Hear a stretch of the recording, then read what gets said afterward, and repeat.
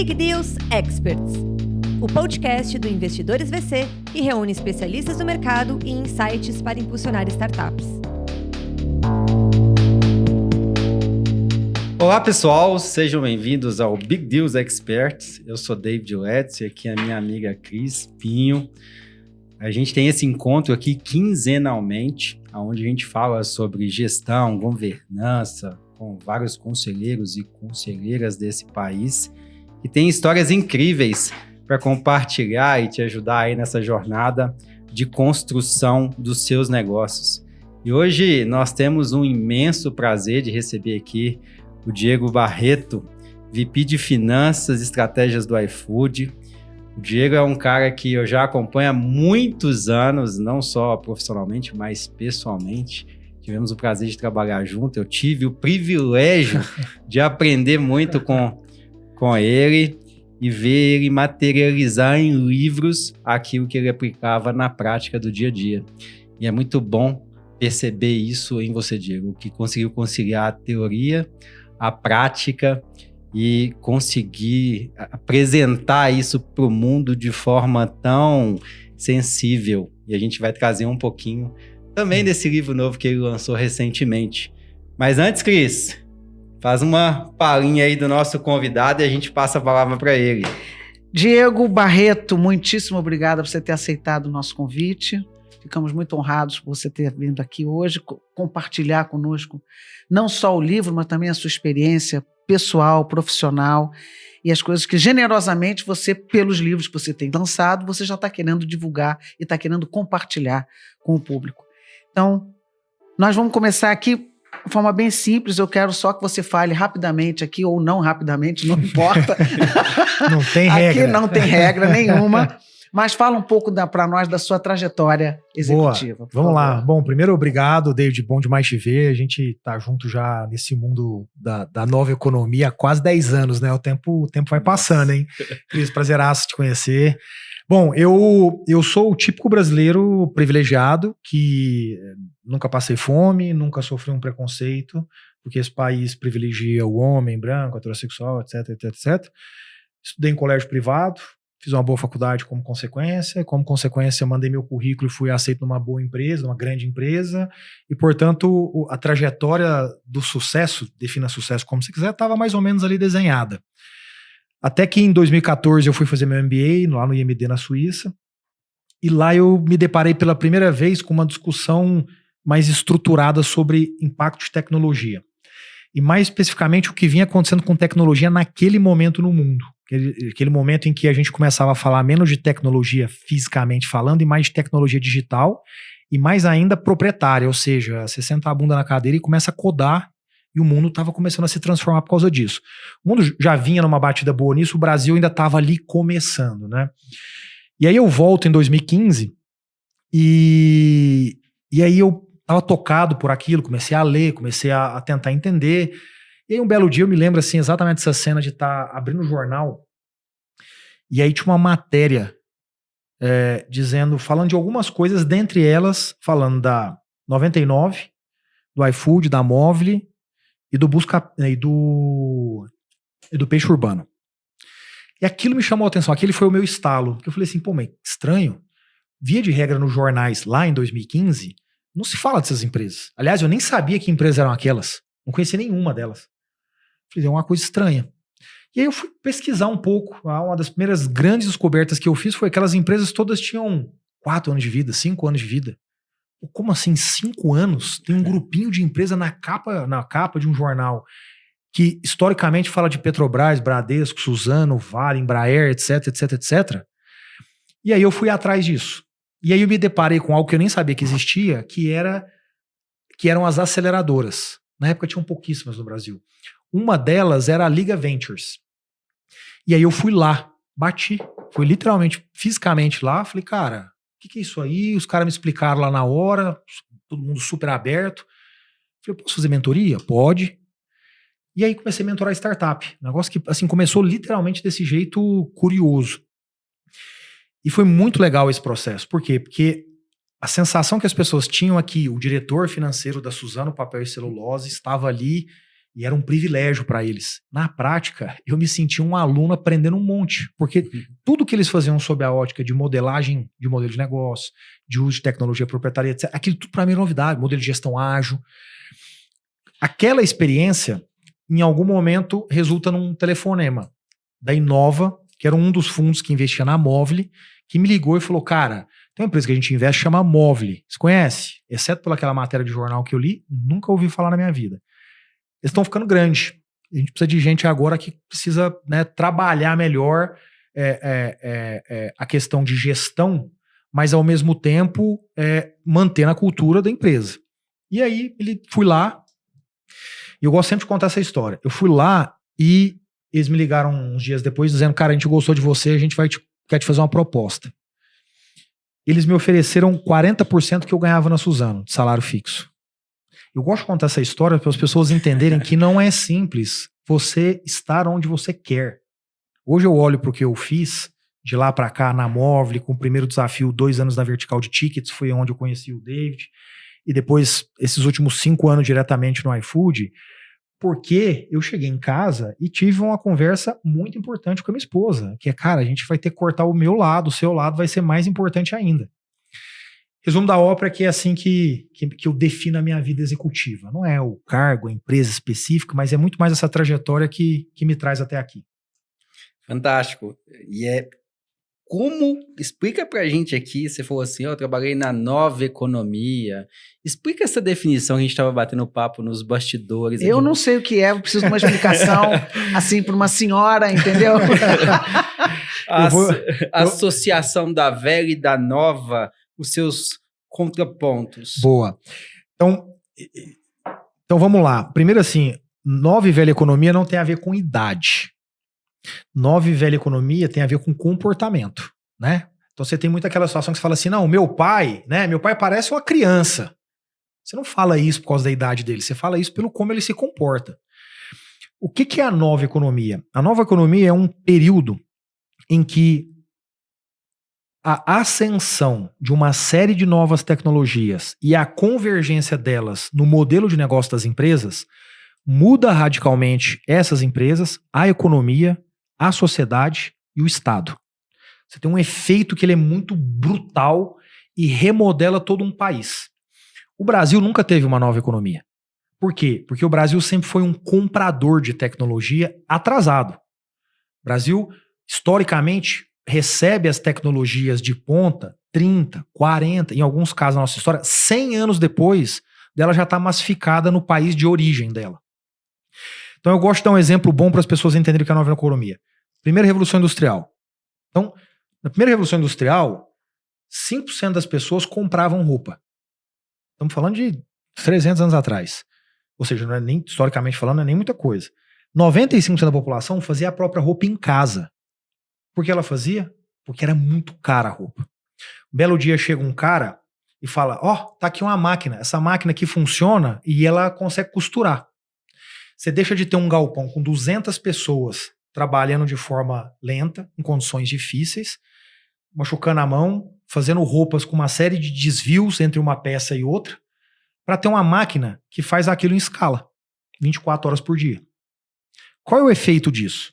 O efeito disso é que as empresas ficam extremamente produtivas para fazer uma roupa. Essa roupa tem o preço reduzido brutalmente, de tal forma que hoje a gente, 100% das pessoas, estou exagerando aqui, não costura sua própria roupa.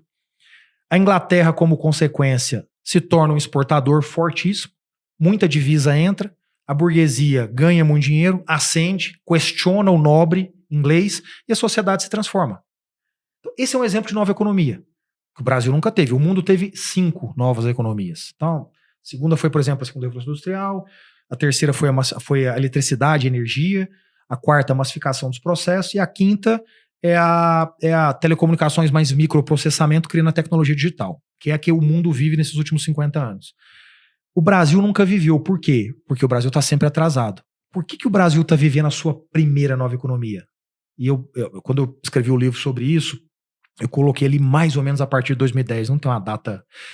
Porque essa tecnologia que hoje converge para o modelo de negócio das empresas e revoluciona toda essa cadeia, ela é digital. e ela é proprietária.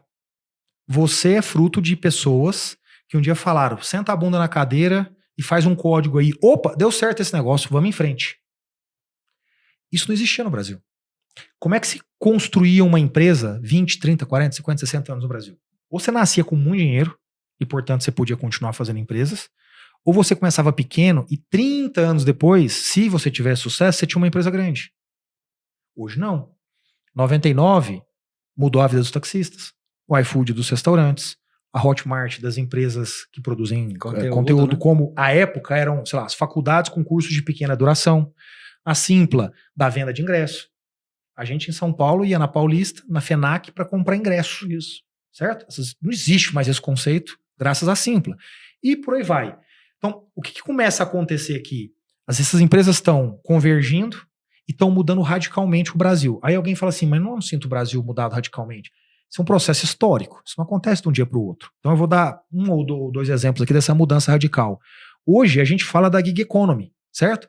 Pessoas que entram no aplicativo conseguem renda ali. Você não fazia isso há 20 anos atrás? 20 anos atrás. Essa fonte, nem esse caminho para as pessoas autoempreender e construir negócio. Total. Isso que você está falando é interessantíssimo. E vai mudando também os processos. O Estado, o governo é obrigado a acompanhar. Então, quando você faz isso, então, eu penso logo no Pix. Isso. Se não tivesse feito isso, e o Pix está revolucionando. Exato, também. Exatamente. É todo um efeito. Então, você vê como essa sociedade, Estado, isso tudo vai sendo alterado por essa múltipla. Então não é uma tecnologia. E não é sempre que isso acontece. O efeito é um efeito muito forte. Você quer ver outros exemplos? Pensa na educação. Eu sou de Uberaba, Minas Gerais. Cidade que quando eu tinha, sei lá, 15 anos de Uberaba, eu tinha 200 mil habitantes. Não é uma cidade pequena. Eu não tinha acesso a nada. Não tinha livraria na minha cidade. O sonho era ir para Belo Horizonte. Né? Por quê? Porque eu precisava ler, eu gostava de ler, eu sou apaixonado em ler, eu não tinha uma livraria. Hoje isso está resolvido. O mesmo Diego, hoje em Uberaba, ávido por conhecimento, ele está devorando livros. Ele vai chegar, como eu cheguei em São Paulo aos 21 anos de idade, com 6 anos, 7 anos a mais de leitura de conhecimento do que eu, porque eu não tinha acesso. Então, olha o impacto no interior desse país. Quando você pensa em acesso, eu dei o exemplo aqui de educação, mas podemos falar de vários temas que hoje você tem acesso. E você tem os dois blocos, né, Diego? Primeiro, esse tempo ele está se encurtando da tecnologia, ela ser implementada, ela ser acessada, e também a pulverização do acesso ao conhecimento. Hoje todo mundo conhece, consegue consumir e aprender qualquer tipo de assunto. Total. Na internet. Aí, David, olha que interessante, vamos pegando esses efeitos. O que isso significa para a pessoa? Que hoje, a pessoa que tem um comportamento protagonista, ela muda a vida dela. Uma pessoa que nasceu no interior do Tocantins há 30 anos atrás, ela dificilmente mudou a vida dela. Uma pessoa que nasce hoje no interior do Tocantins, como o Whindersson Nunes nasceu no interior do Piauí, ele produz um conteúdo, é um cara capaz, esperto, inteligente, e consegue transformar a vida. A família inteira, né? Tudo. Então você vê, é um negócio muito poderoso. Agora, só para concluir, Cris, desculpa. Por que a gente não está falando aqui de startup? Nós estamos falando de comportamento. Você tem empresa tradicional que é assim? Tem. Pegar exemplo brasileiro, Banco Inter, lá de Belo Horizonte. Um banco que era um banco de consignado de pastinha há 10 anos atrás e hoje é um banco digital de primeira linha. Banco BTG Pactual, corretora, banco de investimento, gestão de terceiro, banco digital. Olha o nível de transformação que esse banco vai fazendo ao longo dos últimos 15 anos. Espetacular. Quando você pensa em empresas tradicionais, elas geralmente estão associadas com a palavra velha. Não tem nada a ver com o conceito. Velho é sobre não estar atualizado. Mas eu queria pegar o que você falou, excelente, o negócio da velha economia, da nova economia, mas você veio falando das revoluções. Essa mesma revolução que está acontecendo no Brasil está acontecendo em outros lugares. Mas você falou, mas essa é a primeira no Brasil. Isso é porque a gente está acompanhando, então, no timing certo que está acontecendo no mundo pela primeira vez? Quer dizer, num tempo muitíssimo semelhante ao que está acontecendo com o resto do mundo? Sim, mas eu queria usar uma palavra diferente. É porque essa tecnologia é acessível. Você volta 50 anos no tempo, você fala, nossa, lançaram uma máquina que agora faz isso.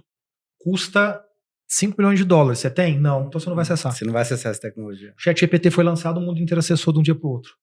Então, é menos sobre nós termos mudado o nosso comportamento e é mais agora tudo ser acessível. Hoje é fácil. Mas tem um aspecto que a gente não pode deixar de falar aqui. O brasileiro gosta do digital. Gosta, tem um lado cultural que aí potencializa isso, né? Potencializa demais. Concordo. Gente, isso não é comum em outros países Não. que a gente visita.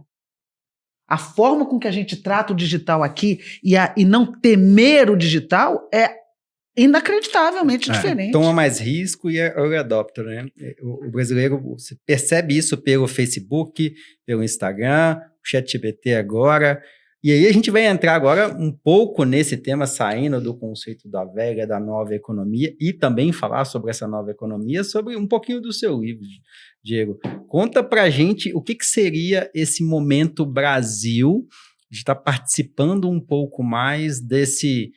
aproveitar a tecnologia, mas dentro de inteligência artificial. Boa. Cara, acho que eu começo respondendo essa pergunta com o porquê a gente resolveu escrever o livro. Então, primeiro, esse não é um livro do iFood. O iFood não revisou esse livro, não autorizou esse livro, tem nada a ver com o iFood. Esse é um livro meu e do Sandor, que durante esses últimos 4, 5 anos foi o VP de inteligência artificial do iFood. Por que a gente escreveu esse livro? Porque inteligência artificial é, entre aspas, um tema novo. Entre aspas, né? Ou seja, ele chegou agora, nesses últimos 2 anos, ele efetivamente está chegando na boca do povo, né? Sob essa ótica. Só que inteligência artificial ainda é muito etéreo. Você fala para uma pessoa assim, inteligência artificial, ela fala, eu sei o que é, mas eu não sei como distante, é. né? É etéreo, a pessoa não sabe o que é. E qual é o problema disso? O problema é que quando é etéreo, ele dificulta a ação. Né? Quando você vê um negócio, você fala, é isso aqui, é isso que eu vou pegar, que eu vou fazer. E aí eu sento em alguns conselhos e às vezes as pessoas me ligam para bater um papo, trocar uma ideia, e para mim é muito chocante, nesses últimos 2 anos, ver que as empresas não estão falando de IA, não estão fazendo, estão falando. E aí cai uma ficha, que é assim, cara, a gente está fazendo isso aqui há 5 anos, a gente tem 150 modelos de machine learning dentro de casa, feitos por nós. A gente tem uma parceria com a OpenAI faz 2 anos, antes do lançamento de ChatGPT. Por que só a gente? Sou melhor que você, mais especial que você. E aí, o livro veio para isso, para tentar tirar um pouco desse lado etéreo e mostrar que é possível fazer isso no Brasil, com brasileiros. É uma questão de se organizar, se preparar, trazer a pessoa certa, setar a visão e suar demais. Dá para fazer. E é isso que o livro conta. Então o livro ele pega um espectro de tempo de 5 anos, de 18 a 23, e ele mostra quando surgiu a ideia da gente se tornar uma empresa de IA, os passos que a gente fez para chegar até onde a gente está hoje, as cagadas que a gente fez no meio do caminho e os efeitos brutais positivos que IA tem hoje no nosso negócio. De uma forma muito gostosa, legal, o menos técnico possível, para que ele seja um livro acessível para todo mundo. E, eventualmente, acabe impulsionando algumas empresas a não perder esse bonde e a gente não ficar só na tecnologia, que daqui a pouco vai ficar já meio senso comum. Tecnologia digital hoje, por ser uma plataforma, ela já é senso comum. Essa é a discussão que o brasileiro tem que ter agora. Muito legal isso, cara, porque você sendo conselheiro, imagino que isso daqui também seja extremamente útil para o conselheiro. Sem dúvida. Né? Para ele entender, tá bom, como é que eu posso fazer, como é que eu posso contribuir para uma estratégia de IA na empresa onde eu estou como conselheiro, né? Porque eu tenho participado muito. Primeiro é o seguinte, eu tenho que confessar a você que era um assunto que eu detestava. IA? Jura? Não, claro, eu não sabia o que era. Devolve o livro aí. Não. Explicando, né? Aquilo, o que você não conhece, você rejeita. Então, assim, isso vai me dar trabalho para entender, é melhor eu nem chegar perto. Mas as minhas amigas, todas conselheiras, falam assim, Cristina, tem um webinar de não sei o quê, tem um seminário de não sei o quê.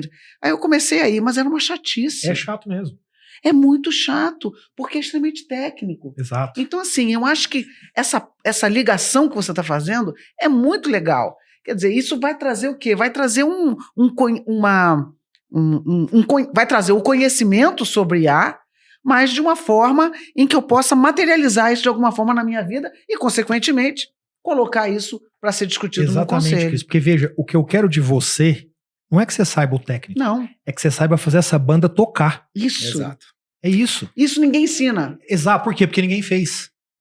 Porque a grande maioria das pessoas que fala do tema, cara, pra mim é chocante esse negócio.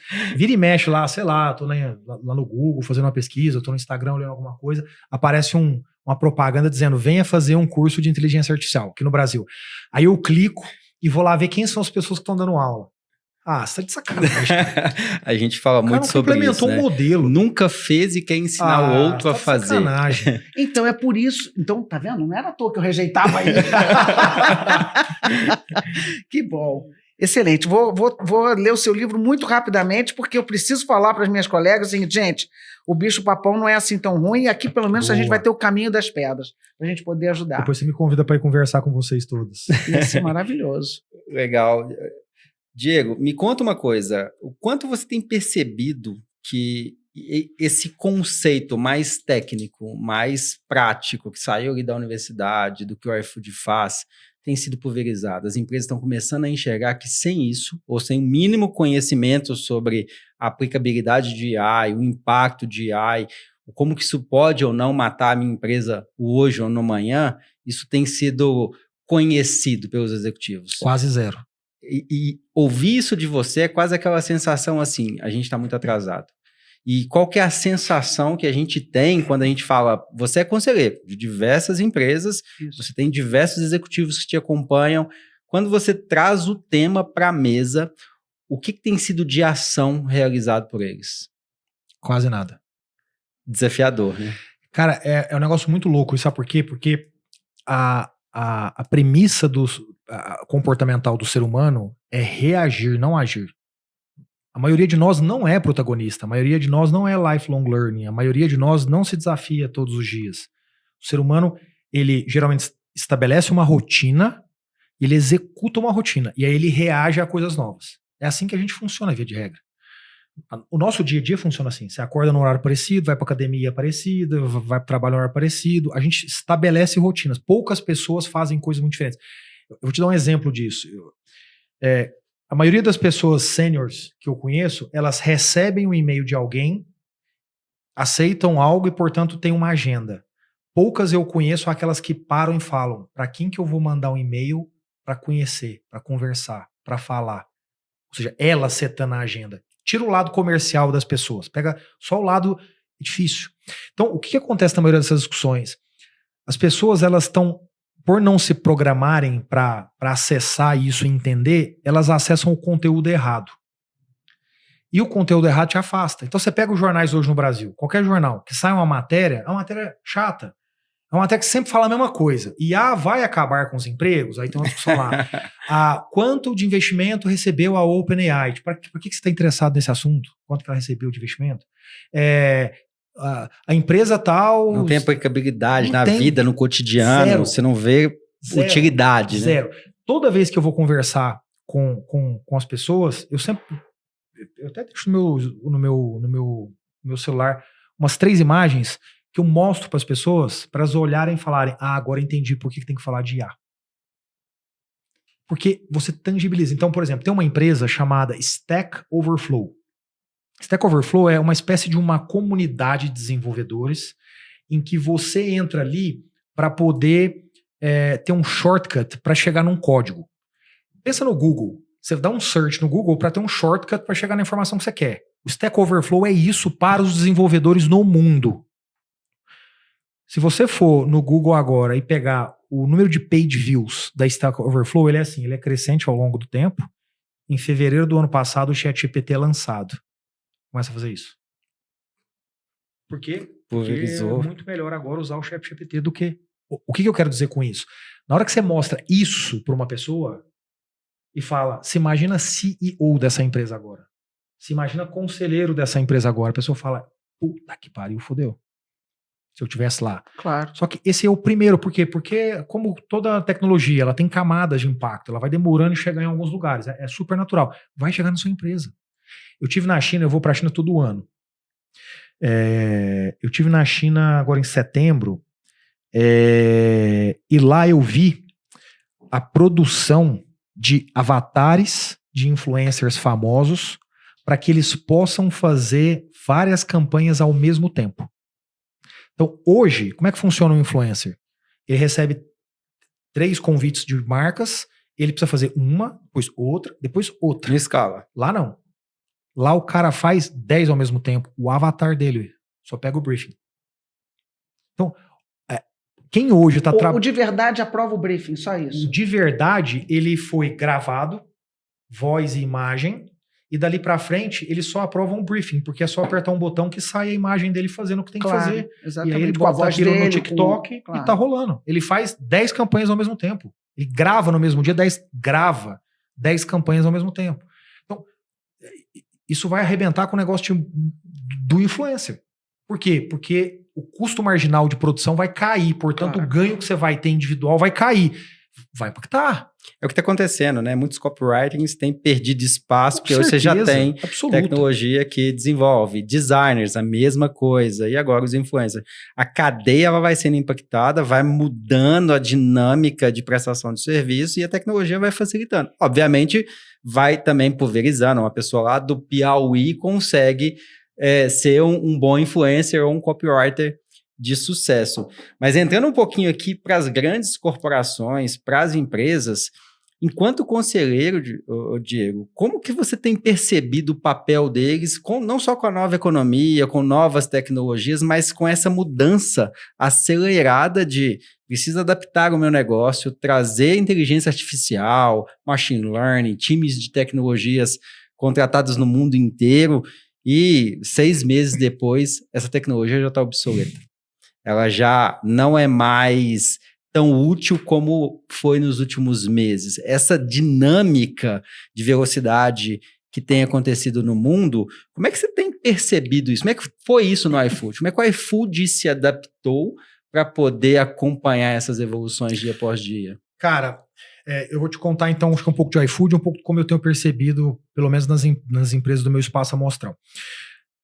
Do iFood, como é que funcionou isso? A gente foi à China em 2018 e lá a gente viu pela primeira vez um dado que a gente acompanhava, que era o nível de performance dos modelos. Modelo de reconhecimento de escrita, de fala, de imagem, de não sei o que, não sei o que, não sei o que. E existe um padrão de performance humana, ou seja, aqui é como se fosse um ser humano. Em 2018, esse é uma das imagens que eu mostro. Em 2018, você tem mais ou menos 5 ou 6 modelos que atingem o nível humano. Uhum. Isso depois fica claro, 3 anos depois, sob a ótica de produto, por exemplo, com o ChatGPT. Né? Mas isso em 2018, do ponto de vista técnico, científico, já era uma realidade. Quando a gente viu aquilo, para nós foi simples a conclusão. Assim, cara, isso é uma realidade. Agora é uma questão de 1, 2, 3 anos. Sei lá de quanto tempo isso vai acontecer, mas tá dado. Tá dado. Então, acho que esse é o primeiro grande ponto que eu queria fazer na comparação com as demais empresas. A maioria das empresas, elas têm uma dificuldade muito grande de acompanhar a tendência. Elas discutem de forma muito superficial. Pega lá um PowerPoint com 70 slides e fica vendo PowerPoint. Você tem que beber da fonte que te interessa, não ficar vendo PowerPoint de consultoria. Então esse foi o primeiro ponto. O segundo movimento, o que foi? Então a gente falou, cara, isso virou uma prioridade. E a gente estabeleceu um plano. Então tem um plano de comunicação. Nos próximos anos a gente vai falar disso constantemente. Vai ser uma prioridade na comunicação. Constante, frequente e simples. Pá, pá, pá, pá, pá. 2, a minha infra vai ter que ser um pouco diferente. Vamos construir um data lake? Vamos lá. Todos os sistemas, clusterização de informação, padronização de linguagens, etc. Depois, a organização precisa trabalhar dentro disso. Como é que a organização trabalha? É com outro tipo de linguagem. Então, todo mundo teve que aprender SQL. A empresa hoje ela é movida a essa linguagem, não é Excel. Você usa o Excel, mas você não move a organização no Excel, você move no SQL. Então, a gente foi fazendo esse passo a passo técnico. 1 ano e meio depois, a gente começou os primeiros grandes experimentos. 1 ano depois, ou seja, 2 anos e meio depois, mais ou menos, a gente começou a ter os primeiros resultados revolucionários. Revolucionários. E aí a empresa hoje, ela tem modelos de IA em todas as áreas, feito pelas áreas. Não a área central. São a empresa é orientada a isso hoje. Quando eu olho para cá, para o meu espaço amostral, as pessoas estão perdidas nos relatórios ainda das consultorias. Por quê? Sabe por quê? Porque a forma da maioria das empresas fazer as coisas é de forma grande. E esse é o erro. Tudo você começa pequeno. Você traz uma pessoa, você comunica, Você faz um teste, você vê o resultado, você melhora, você pede para as pessoas se capacitarem. São coisas pequenas. Tem outro erro também. Nenhuma consultoria vai te dar a oportunidade. Só quem está lá dentro é que sabe como é que vai conectar as coisas e enxergar a oportunidade da aplicação daquela ferramenta. Agora, quem está lá dentro tem que saber o que é. Claro. E tem que beber da fonte, como você falou. Claro. E tem um problema. Em todos, de novo, vou voltar para os webinários e seminários, né, de IA. Só fala das ameaças filosóficas. Você não instrui um conselheiro ou um gestor, seja lá o que for, para que ele possa enxergar as oportunidades daquilo para o negócio. Concordo. É só ameaça filosófica, entendeu? Olha, o mundo vai explodir e não sei o quê, você tem que ver as fake news, você tem que... Fala, claro, da cultura da empresa, mas não faz essa conexão com a oportunidade de negócio, não consegue. Cris, a realidade da vida, e às vezes eu sinto até pena das pessoas que tentam tratar de uma forma diferente, é que nada que te leva para um outro lugar melhor, né, assumindo que tá todo mundo procurando algo bom, nada é feito sem ter um efeito colateral. Né? Então tem uma frase de um ensaísta francês muito famosa, do Paul Viril, que fala: quem inventou o avião, inventou o desastre aéreo. O ponto não é esse. O ponto é você evoluir na engenharia, para que ele caia cada vez menos, a ponto dele ser o mais seguro transporte do mundo, ainda que de vez em quando ele acabe levando a fatalidade de algumas pessoas. Nada do mundo é diferente disso.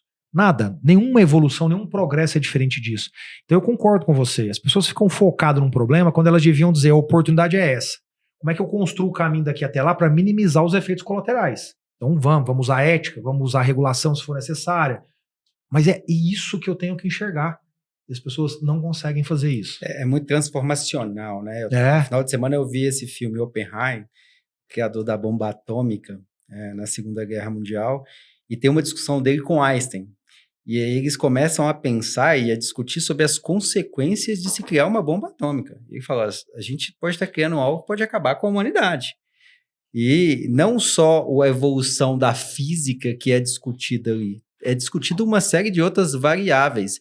E qual o seu medo hoje, Diego? Quando você estuda AI, como você estuda, tirando as capas de jornais, os extremismos do Instagram, do YouTube, qual que é o seu receio visitando a China, entendendo, estando, obviamente, cada vez mais dentro dessas novas tecnologias?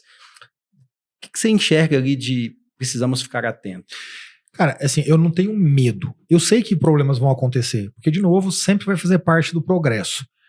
Então, eu não tenho medo. O que eu só tenho, o que eu só acho que a gente precisa prestar atenção a gente vai ter que redefinir conceitos que um dia a gente definiu para nossa vida. E aí eu tô falando aqui de ética, entre outros temas. Por exemplo, quando você fala de privacidade, isso está sendo redefinido. Então, veja, não é medo, mas é sensível. A gente vai ter que pensar nisso. Poxa, quem olha, assim, as pessoas que olham superficialmente para a China falam: o problema na China tem um problema seríssimo de privacidade. Ótimo. Eu estive na China agora em setembro e eu vi um cara falar assim: pega o seu documento aí, para um chinês, né? Ele falou o documento dele, ele colocou, e aí ele conseguiu mostrar 3 segundos depois no mapa o caminho que o cara fez no dia. Você tem câmeras com reconhecimento facial. Aí você fala: isso é um absurdo. Bom, é um absurdo por quê? Porque mostrou ele... Você tá fazendo coisa errada? Se você não estiver fazendo coisa errada, você não deveria se preocupar. Qual é o benefício desse possível problema? É que você conseguiria pegar um ladrão, um estuprador, um fugitivo, um assassino em série. E aí a gente faz isso. E a sociedade sempre teve que fazer isso. Vamos pegar a discussão do agrotóxico. A sociedade um dia teve que falar: vai ou não vai? A gente só tem comida suficiente no mundo por causa dele.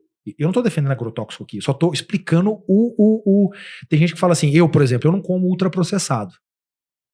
Mas comida barata que o pobre acessa é ultraprocessada. Se não tivesse, ele não ia ter dinheiro para comer. E aí? Mas faz. Então, eu não quero discutir o certo e errado. Né? Eu quero discutir, assim, tem questões sensíveis. Eu acho que privacidade é uma delas. A gente vai ter que redefinir esse conceito e eu nem sei qual é, nem tenho capacidade filosófica para dar essa resposta. Eu acho que tem um outro elemento aqui, que a gente vai precisar fazer, os estados vão ter que fazer um trabalho muito forte de recapacitação de mão de obra. Tem muito negócio, muita profissão, ou posição, que vai desaparecer. Aí alguém fala, ai meu Deus, uai, mas Isso veio acontecendo ao longo dos séculos. o cara no elevador hoje não tem mais quem pilota um elevador. Né? Então, gente, é normal isso. O problema é que agora o efeito é mais em escala. Então você tem um grande risco, assim, de em 10 anos você pegar 100 milhões de pessoas e falar, agora você não tem mais o que fazer. Quando o cara tem 25, 30 anos, você fala, beleza. Quando o cara é um pedreiro aos 60 anos de idade, claro que o pedreiro não vai ser substituído pela IA, ou pelo menos não se imagina no curto prazo. Como é que você substitui esse cara? Né? É difícil. Substituir não, perdão. Como é que você requalifica esse cara? Difícil, ele já tem 60 anos de idade para um trabalho que é manual. Se fosse um trabalho de knowledge, você consegue, o cara estuda e avança. Então, a gente vai ter esse desafio. Acho que esses são os dois temas que mais me chamam a atenção e que para mim vão ser os mais difíceis. Privacidade e requalificação da mão de obra com mais de 40 anos de idade. Que tá ligado à educação, né? E aí eu queria puxar esse fio que é um gap. Porque se a gente for falar sobre o aspecto papel do governo, do Estado e a educação, com novas tecnologias, o quão dentro de uma bolha é a nossa conversa. A gente está falando isso de poucas empresas, de acessibilidade, e quando a gente olha para o cenário educacional, principalmente do país, existe um gap absurdo, e talvez o que a gente está falando aqui é algo que vai chegar nessa população, no nível de clareza que a gente discute, em alguns anos, mas não no tempo que deveria. A gente não tem matemática básica de qualidade, a gente não tem administração, finanças, nada. E para falar de inteligência artificial ainda, que pode vir a ser a profissão do futuro dessas pessoas, como que você vê esse gap educacional? Cara, eu sou otimista. Não porque eu acho que o problema vai estar resolvido, mas quando eu olho para o que acontece com as pessoas. E eu sempre gosto de comparar o passado com o presente para comparar as diferentes condições. Tem uma diferença entre educação e conhecimento. Eu vou falar primeiro de conhecimento, que é você ter a informação, consumir uma informação. O meu avô, ele não estudou. E o meu avô demorou muito para ter conhecimento. Se o meu avô tivesse nascendo hoje nas mesmas condições, na mesma cidade, da mesma forma, ele não ia estudar, mas ele ia ter conhecimento. Então tem um lado positivo aqui, né? Hoje, o simples fato de você acessar um Google, de você ter acesso a uma rede, acessar um ChatGPT, amanhã ter ferramentas que vão te dar informações, cara, ela fecha um gap. Total. Vamos pegar um exemplo de quem tem de quem tem problemas menores do que esse do meu avô. Quando a gente ia para os Estados Unidos há 30 anos atrás, a gente fala, o que eu vou encontrar aqui? O que eu faço? Como é que eu... Hoje você não tem mais isso. Olha como você reduz a sua ansiedade, você facilita o seu processo, você estimula você ter coragem de fazer uma viagem dessa. Parece bobo isso, mas não é, nós estamos falando do ser humano. Então, acho que o impacto em conhecimento, eu não vejo, eu vejo algo de forma bem positiva. Do ponto de vista de educação, até agora ninguém conseguiu criar uma nova metodologia eficiente, mas não é nem na discussão de IA, é na discussão das ferramentas de tecnologia digital. As tecnologias digitais não conseguiram fazer educação ir para um outro patamar. Então eu acho que a discussão da educação ela está muito atrasada ainda. Então eu não acho que o IA vai fazer você ter uma educação melhor, assim como o garoto que está nascendo agora, pobre, no interior de Roraima. Por quê? Porque ninguém conseguiu construir um método melhor do que aquele de sala de aula. Mas eu vou te dizer, eu acho que você está falando está perfeito, mas isso para os primeiros anos. Porque quando você tem os primeiros anos em que você tem uma base boa, que não é só do conhecimento de matemática, mas em que você possa agregar a esse ensino, e esse é um problema também no Brasil, uma capacidade analítica que muitos outros países, Finlândia, Dinamarca, Noruega, já estão fazendo há muito tempo, porque eles mudaram a filosofia de educação primária para fazer com que aquelas crianças analisem desde sempre. São países que são muito menores que o nosso, numa condição financeira muito melhor, econômica muito melhor. Mas, passada essa fase, o ensino à distância funciona, e funciona muito bem para quem já passou dessa fase. Então, assim, eu acho que as ferramentas digitais, elas abrem um caminho espetacular para quem não tem acesso a um conhecimento, a uma base, porque não tem ou dinheiro ou não tem acesso regional ali na sua região para quem. Então, eu acho que, apesar do EAD ser muito criticado ainda, mas isso é uma coisa que está evoluindo muito rápido e não tem mais jeito. Porque as pessoas, quando elas têm acesso a esse conhecimento, elas querem manter isso. E é muito, muito justo que se tenha. O Cris, eu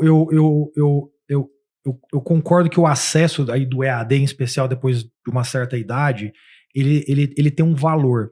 Mas eu nunca vi um número de alguém me dizendo, ele resolve. Os números que eu vi até hoje, de todos os EADs, o nível, o percentual de pessoas que chega até o final é muito baixo. O percentual de tempo que você gasta do começo ao fim numa matéria é muito baixo. E o desempenho acadêmico das pessoas que concluem ainda é muito abaixo daqueles que fazem no presencial. Então, eu vejo o mérito do que você está falando. Eu só acho que no final, assim, do ponto de vista de educação, você não consegue resolver ainda algo, que é pegar uma nação e falar, não, essa nação pode ser mais bem acessada. Você está certo, mas eu digo para você, a gente também não resolveu um outro assunto. A gente abriu as cotas, colocamos um monte de pessoas que não tinham oportunidade dentro das faculdades, foi um sucesso, não é isso? Mas essas pessoas continuam ganhando menos que as outras. Concordo. É inacreditável. Então, assim, existe um problema estrutural no país, né? Que está se tentando resolver, mas eu digo, para mim, são avanços. Concordo. Lentos e graduais, mas que a gente está fazendo. Colaboram de alguma forma, né? Colaboram de alguma forma, entendeu? Agora, eu acho que realmente, na primeira infância, eu acho que não tem jeito. A gente tem que botar essas crianças na escola e tem que melhorar muito a forma com que a gente elabora o pensamento desde sempre. Isso eu acho que não tem jeito mesmo. Não acho que nenhuma ferramenta digital vai resolver isso nessa primeira infância, nesses primeiros anos de escola. Que não é só a primeira infância, quero dizer o primário inteiro, sim, né? Sim, os 8 anos primeiro. É o desafio, né? E tem outra coisa também que eu queria só complementar. Você falou assim, os estados, não sei o quê, eu concordo contigo, mas a iniciativa privada tem um papel muito relevante na reeducação da sua mão de obra. Ela tem. O único problema é que ninguém obriga ela a ter que fazer. Não. Né? Então, a gente pode achar que ela tem o papel, mas pode ser que ela não faça nada. Mas se ela não fizer, ela está ameaçada. Porque, veja bem, a desigualdade econômica, social e o gap de conhecimento ameaça o negócio. Claro. Como você vai conseguir mão de obra? Não tem jeito. Já não tem, né, hoje. Então você tem esse desafio, porque tecnologia é meio, é como. Ela não vai resolver o objetivo final. Vai formar um aluno em medicina, mais que eu tenha o curso completo digital. Então você não vai trazer o profissional. E essa experiência empírica, o dia a dia, a troca, a convivência, o vivenciar o erro, a experiência que você contou de como nós construímos, é a mão na massa, é os erros, é os acertos, é aquilo que não funcionou. Eu vi um curso sobre inteligência artificial que me deu os caminhos perfeitos. Ele não vai te dar o resultado final, não tem como. Mas entrando nesse aspecto, falando de educação, como é que você vê o papel do governo olhando para tudo isso? E a gente teve aí no último ano sobre fake news, sobre notícias, agora com o AI está aparecendo de tudo, né? Desde o dia que você falou para mim que ele tinha vontade também de ter um papel mais ele gosta muito da política. É mesmo? Então vamos explorar esse lado aí. Responde o dia. Eu queria puxar esse fio aqui, porque na política você vê um distanciamento conceitual do mundo corporativo e principalmente de tecnologia. Falta pessoas aqui qualificadas ou que pelo menos acessem, têm interesse, até porque estão legislando sobre esse outro lado de cá, sem ter esse conhecimento. E sempre que eu falo com alguém que esse mundo mais político ele precisa se desenvolver, eu falo de você. Eu falo, olha, tem alguém que eu conheço que conhece o mundo executivo, as corporações, tecnologia e inovação, e que se um dia ele transitar por aqui é alguém que eu vou legislar, ajudar, porque eu sei que vai ter minimamente o conhecimento e vai conseguir construir leis, decretos que de fato equilibre não só os poderes, mas o papel das organizações na sociedade. E eu queria muito, e falei com a Cris, a gente precisa explorar esse lado do Diego para a gente entender um pouquinho qual que é a visão dele e os pontos cegos que a gente não está enxergando hoje e o público possa também compreender o seu olhar. Boa. Cara, é assim, então, eu não acho que o Brasil faça um trabalho ruim a gente precisa colocar em perspectiva. O Brasil não é uma potência tecnológica, então naturalmente o Estado brasileiro não vai liderar essa discussão. Você acha que os Estados Unidos vai vir aqui para poder... O que você está achando de inteligência artificial? Não vai. Mas quando você olha assim para a jornada, ela é uma jornada boa. Assim, a gente tem um bom arcabouço contratual, o Código Civil brasileiro é um bom Código Civil, a gente tem uma boa lei de privacidade de dados, a gente tem já uma agência que regula e de alguma forma fiscaliza a discussão de privacidade de dados no Brasil, e a gente tem agora um projeto de lei que está sendo discutido para IA. E é um projeto de lei bom, bem estabelecido. É claro, tem muita discussão para acontecer ali, eu posso mudar minha opinião, mas acho que de forma geral a gente vem evoluindo bem. Acho que o que a gente nunca vai conseguir evitar, de novo, são os problemas gerados por qualquer coisa, certo? Um remédio é bom, você tomar em excesso, cara, é droga, você pode se viciar naquele negócio. E a discussão de fake news, assim, mas acho que essas são questões que, apesar do Estado de alguma forma ter que resolver, elas não vão ser facilmente resolvidas por nenhum Estado. Tráfico de drogas não é resolvido facilmente por nenhum Estado, porque sim, são discussões estruturais que vão além do que o Estado efetivamente consegue controlar diretamente. Você não consegue controlar uma pessoa com um computador na casa dela fazendo um negocinho de... Meu Deus, fraude. Você trabalhou no mundo online, você sabe disso. Fraude no mundo online é a coisa mais comum. E nós somos experts no Brasil. Hein? Quanto que melhorou? Não, pega no mundo. Quanto que melhorou isso no mundo nos últimos 20 anos? Nada. Zero. Então tem coisas que a gente precisa tentar, mas não dá para imaginar que o Estado vai resolver fácil, ou não é falta de inteligência ou de tentativa.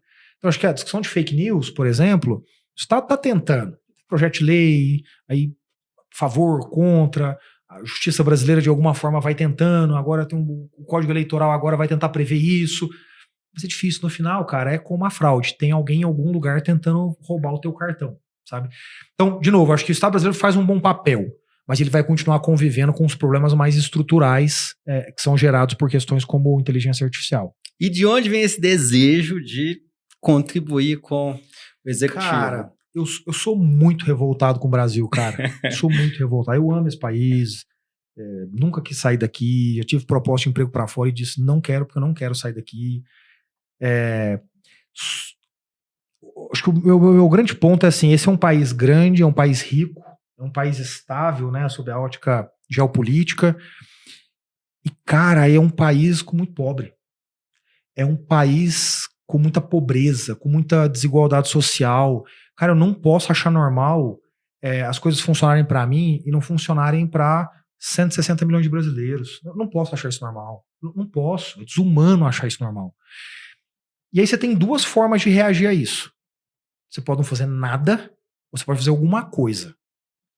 Esse fazer alguma coisa tem caminhos. Você pode ter uma ONG, você pode simplesmente ser se dedicar a entender para quem você está votando, influenciar positivamente para que as pessoas também façam isso. Você pode ir mais além. Eu quero ir mais além. E por que eu quero ir mais além?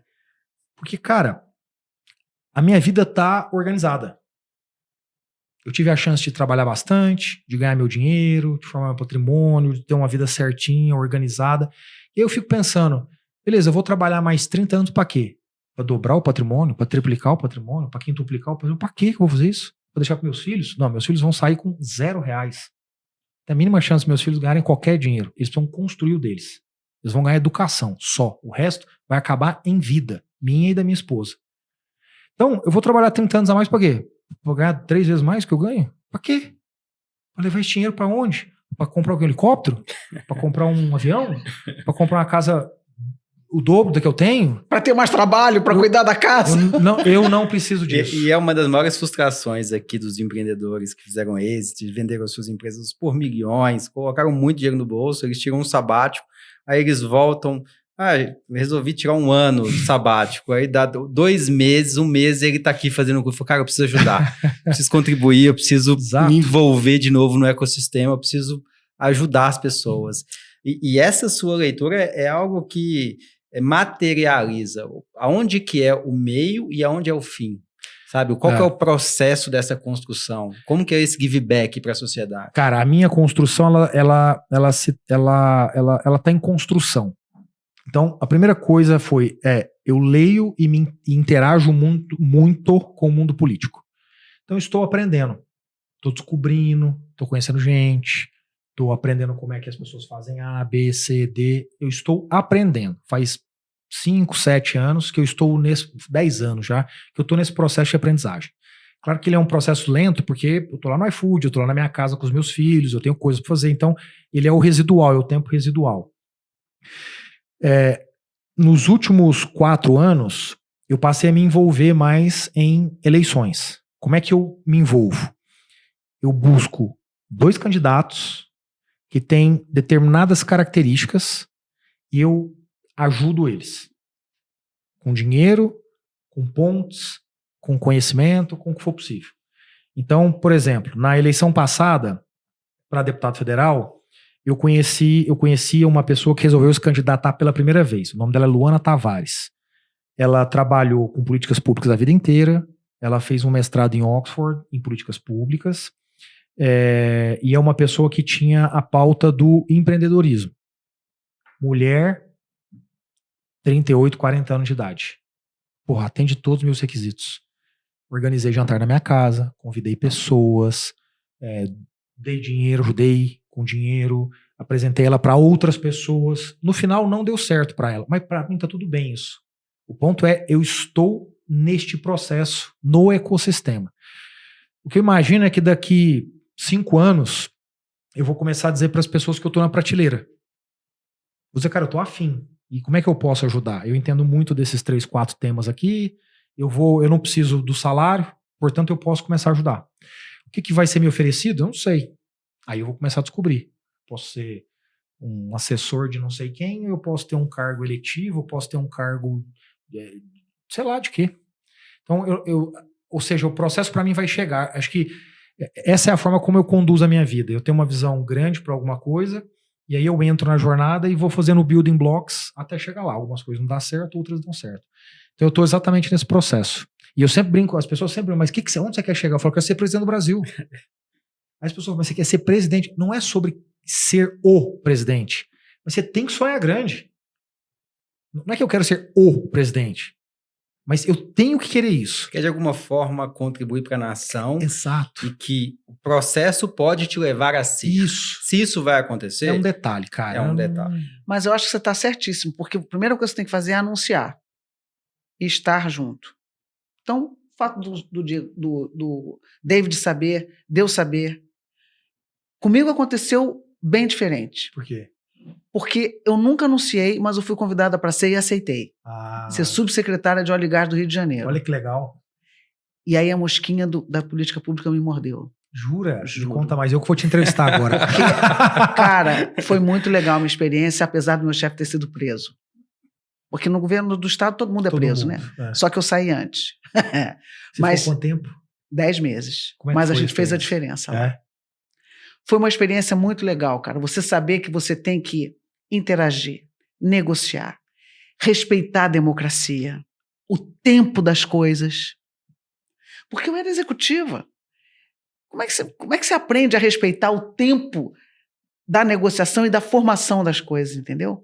Conheci pessoas espetaculares que me ajudaram muito para estabelecer uma política importante para o estado do Rio de Janeiro, que foi a abertura do mercado de gás. Então, assim, eu adorei a experiência. Que legal. Adorei. E aí, dali, eu quase fui parar no Ministério de Minas e Energia. Faltou isso aqui. Jura? Na verdade, eles me convidaram e eu tive que negar porque meu marido ficou meio bravo de eu ir morar em Brasília. Aí ele falou, não.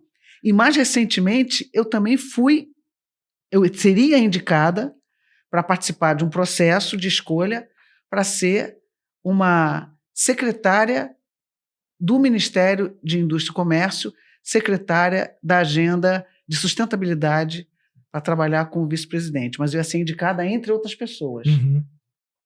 Mas eu não deixei. Falei, não, gente, executiva para mim não dá mais. Mas veja, a coisa acontece, isso que eu quero te dizer. Intencionalidade, né? Então é intencionalidade. É. Você vai passar por um, por outro, e aí as pessoas vão dizer assim, não, mas peraí, É importante. Aquele cara que participou dessa elaboração desse PL aqui com a gente, que veio aqui nesse grupo de trabalho, comece a se meter nos grupos de trabalho, é muito legal, entendeu? Então, você vai se tornando conhecido dessa agenda. E também, por causa dessa mosquinha, eu fiz a mesma coisa que você. Apoiei um candidato a deputado estadual no Rio de Janeiro, convidei todo mundo para jantar na minha casa, para a gente discutir, porque é isso. Então, a minha vontade de ter ido é muito parecida com a sua, que é o seguinte, tá bom, gente, eu tenho tudo já. Como é que eu posso agora o give back, entendeu? E eu tenho conhecimento, eu tenho competência, eu posso fazer.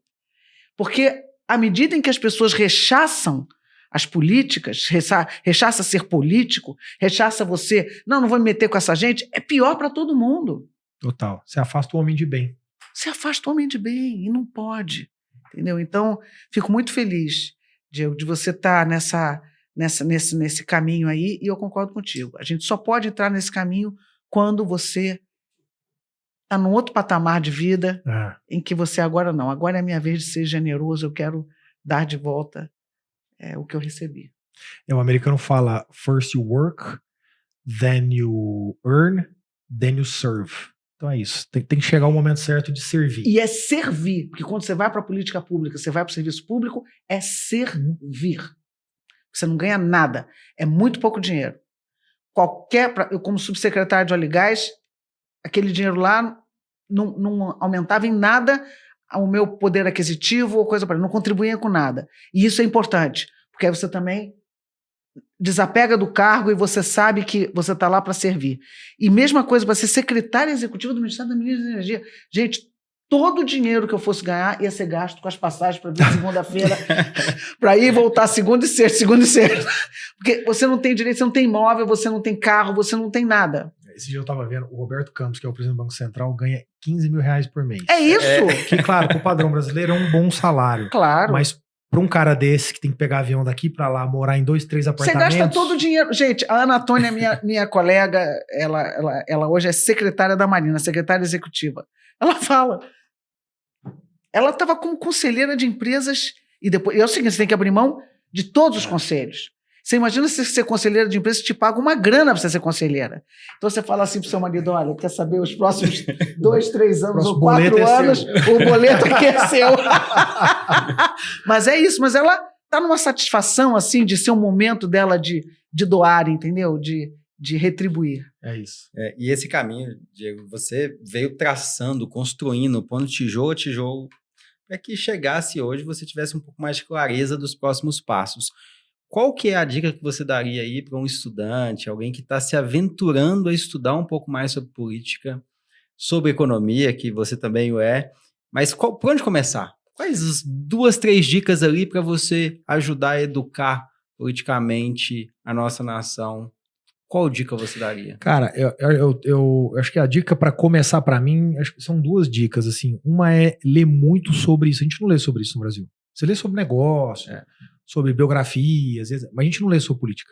Estado brasileiro, qual o tamanho dele, como funciona, quem decide o que é caro, o que é barato, onde é que fica o poder. Vou dar um exemplo simples, tem muita gente, 99% da população brasileira ainda acha que o poder reside na mão do presidente da República. Isso é um erro de quem não entende o processo legislativo, da distribuição dos poderes. Não é, você vê, por exemplo, aqui dessa semana, o Lula vetou a desoneração da Folha e eventualmente o Congresso vai votar dizendo volta. O poder está lá. Então, assim, é ler. Eu acho que e tirando as ignorâncias é um primeiro passo super importante. E o segundo é conhecer o Brasil.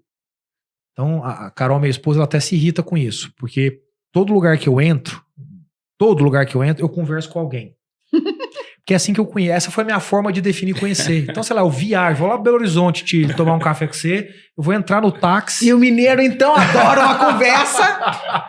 Sinceramente. Eu vou entrar no táxi de Confins até a cidade e vou conversar com o cara. E como é que você faz? Como é que você fez? Como você está fazendo? Mas você tinha emprego antes? Mas como... Conhecer. Parece uma coisa idiota, mas assim, quando você cria esse hábito e faz ele por 10 anos, você se torna um grande conhecedor do Brasil, claro. É diferente de um político que se dedica a fazer isso. Então, eu acho que esses 2 processos são bons para tirar a ignorância e para criar vínculo. Quando você conhece, você cria vínculo, né? Você vai ganhando criando paixão, você vai gostando de algumas coisas. Esses foram os 2 processos por onde eu comecei. Eu acho que tem uma terceira coisa que você pode avançar, tem que ler jornal. Tem que ler jornal de viés diferentes, viés políticos diferentes, e ler a página de política. É um saco no início, mas depois você começa a gostar. Eu concordo. Essa é a verdade. Mas, ó, você falou uma coisa legal, de viés diferente. Isso. Então eu vou te dar um exemplo. Na minha casa, eu leio o Valor Econômico, eu assino o Valor Econômico, e eu assino a revista Piauí. Isso. Excelente, Piauí. Visões totalmente diferentes uma do outro. Mas é tão rico você conviver com essas 2 visões. É muito rico. E na política, a maioria das pessoas, elas não começam a partir desse processo de conhecimento, de vínculo, né, de entendimento de 2 visões diferentes. Elas começam com paixão. Eu sou do partido tal, já me filiei, já...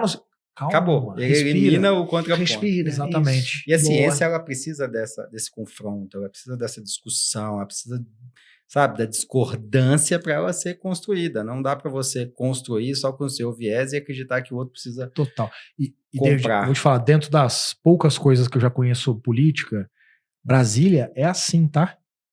Isso que a gente vê nos jornais, que a gente vê na TV, não é Brasília. Sexta-feira à noite, senta todo mundo no jantar, no bar, e na boa, é o cara do PT, do PSDB, do PL, os caras sentam, se divertem, conta como foi isso, o bailão, a festa junina, e pra onde foi nas férias. Mas aí a gente fica aqui, assim, é até triste ver as pessoas ganhando essa paixão, pegando essa pressão por um lado da história. É horrível isso. E essa Brasília não é assim. Tá politizado e polarizado. Isso está acontecendo no mundo inteiro, não é uma especificidade de Brasil, né? As pessoas às vezes falam, porque é esquerda e direita. Não, isso acontece nos Estados Unidos, acontecendo agora na Europa, em diversos países, aconteceu agora na Argentina, ou seja, mas percebe-se um interesse maior por política. As pessoas já sabem o que é o STF, o STJ, coisa que há 10 anos atrás as pessoas não tinham ideia que isso existia. Hoje já sabe até nome de ministro. Mas eles existem, eles sabem, mas sem os processos. É aquilo que ele está falando antes. É aquela semente, né? A gente sabe que existe, agora precisa aprofundar. Só sabe na superficialidade das brigas, entendeu? Da notícia agora, que simplesmente só abala mais a democracia. Agora, você sabe que esse relato da polarização e etc., você sabe que ele tem uma ligação direta com a nova economia, né? Quando você estuda historicamente as 4, na verdade, a quinta a gente está vivendo agora, as 4 primeiras novas economias, o que você vê? Você vê um padrão muito claro entre elas. E o padrão é mais ou menos o seguinte: você tem empresas estabelecidas com excesso de dinheiro. Esse dinheiro flui para novas tecnologias. Laboratório, inovação, P&D, essas coisas. Em algum momento, essas tecnologias começam a se desenvolver e chamam a atenção. Aí o capital financeiro vem com muita força e financia. Uma bolha. Na bolha, 90% vai embora, vai para casa, 10% sobrevive das novas tecnologias, entra dentro das empresas e cria novos campeões. Nessa formação de novos campeões, você tem um processo de concentração de renda. É sempre assim. É o que a gente está vendo, por exemplo, nos Estados Unidos. As big techs americanas, não é nem só as big techs, a tecnologia nos Estados Unidos, ela tem gerado concentração de renda. Basta ver o que está acontecendo com os imóveis em São Francisco, que o preço não para de subir. Verdade. Você pega a inequalidade nos Estados Unidos, ela nunca cresceu tanto como nos últimos 30 anos. Aí o que acontece? Chega em um certo momento, você tem um racha, uma ruptura. Quando você olha para as revoluções ao longo do tempo, via de regra, elas estão ligadas para isso. A burguesia e a nobreza na primeira Revolução Industrial. Quando você pega a Revolução Francesa, tá ligada a isso também. Revolução Bolchevique. Ou seja, ligado. Você tem alguém vai estar concentrando. Então, isso que está acontecendo aqui, que a gente acabou de falar, é um padrão. Por quê? Porque em algum momento a base vai cansando de ser espremido. Você quer ver um exemplo disso? A gente, no governo Bolsonaro, o Paulo Guedes bateu muito forte na necessidade da gente rever o imposto de renda, né, em especial nas empresas, no PJ. Né? Então, a ideia era diminuir o imposto de renda e aumentar a tributação de dividendos. Por que ele queria fazer isso? Porque muita gente usa a empresa para não pagar quase nada de IR, distribui dividendo, paga 0% em cima do dividendo. Então, olha que loucura. Quem que se beneficia disso? Via de regra, o profissional liberal que tem uma boa rentabilidade. Por exemplo, o médico. Então, ele cria uma empresa, ele põe o salário dele lá de um salário mínimo, ele é uma empresa de simples nacional, paga menos imposto de renda, distribui o dividendo para ele a 0. Advogado faz a mesma coisa. Naturalmente tem exceções, nem todo mundo faz isso de má fé. Só que a pessoa que trabalha na sua casa, ela paga imposto de renda normal. Que trabalha na sua, que trabalha na minha, o moço do vale, Quem o garçom paga mais do restaurante. nesse país? É isso. Ele paga no produto físico, É isso. no salário, Sim. e ele é o tempo inteiro ali. Então, isso só aumenta a desigualdade. Isso, exato. Então, o que é isso? É a classe rica que vai pressionando o legislativo ao longo do tempo para ela ganhar. E o pobre vai pagando. Isso é o que gera essas rupturas. Antes da ruptura vem a polarização. Então, esse efeito no mundo, ele não é novo. Ele já aconteceu 4 vezes antes dessa que está acontecendo agora. Porque as pessoas vão ficando esgarçadas. Fantástico, Diego. Que aula. Obrigado pelo papo. Obrigado pela troca, pelo livro. Vamos devorá-lo aqui. Boa. E conta aí, como é que a audiência te encontra? Onde que ela te encontra? Escreve Diego Barreto aí, vai sair um barbudo lá em algum lugar e vocês pegam ele lá. Um pouco diversa a barba hoje. O tempo tá passando e essa barba tá ficando mais diversa, assim, diferente. Obrigado demais pelo seu tempo, pelo papo, pela troca, pelas contribuições políticas, econômicas, de tecnologia e inovação. Pessoal, é um prazer estar aqui. Vamos seguir quinzenalmente o nosso podcast para vocês acompanharem os próximos episódios. Vocês acompanham e encontram a gente aí no investidores.vc. A minha é david.edson e Cris. Eu só tenho LinkedIn. Cristina Pinho, vocês me acham no LinkedIn. Boa. Diego, muito prazer em conhecê-lo. Foi muito legal o nosso papo, viu? Ver quantas coisas em comum a gente tinha, né? É impressionante, né? Como esse mundo, assim, de quem é generoso acaba se encontrando. Eu acho que essa que é a verdade, né?